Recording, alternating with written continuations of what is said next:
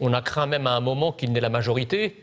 Alors je ne sais pas si on ira jusque-là. Bien sûr, je serais très content si cela arrivait. Les sondages européens n'en parlent pas pour l'instant, hein, c'est pas le cas. Voilà, mais enfin, il y a eu quand même une projection en siège qui montre que bon, la majorité est pas acquise. Mais en revanche, même si on a une belle minorité de 30 à 40% pour les forces souverainistes, ça serait déjà une belle victoire et ça permettrait déjà de faire beaucoup de choses. On aurait une minorité de blocage, donc le pouvoir de bloquer un certain nombre de mesures que l'ancien monde essaye en permanence de faire passer, comme davantage de migrants, comme une absence de protection de nos industries, comme la négociation de traités de libre-échange qui sont assez fatales pour notre agriculture. Tout ça, lorsque nous aurons effectivement un nombre suffisant de députés, un pourcentage suffisant de députés, eh bien nous pourrons au moins le bloquer et puis faire des propositions qui, même si elles n'ont pas l'occasion d'aboutir, au moins ça plantera le décor.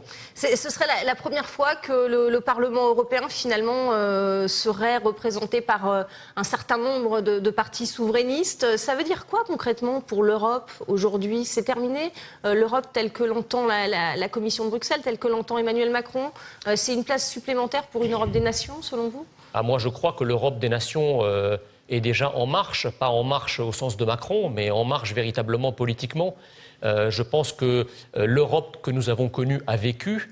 Quand on corrobore, si vous voulez, toutes les promesses de cette Union européenne avec ses résultats, on ne peut qu'être choqué du désastre que cela a provoqué. Je ne vois pas dans quel domaine l'Union européenne a renforcé les nations qu'elle prétendait renforcer. Elle les a affaiblies dans tous les domaines, et même les domaines où justement l'Europe pouvait constituer une masse critique, comme le domaine du numérique. Par exemple, les États-Unis ont Google, etc. La Chine a aussi ses messageries, la Russie également.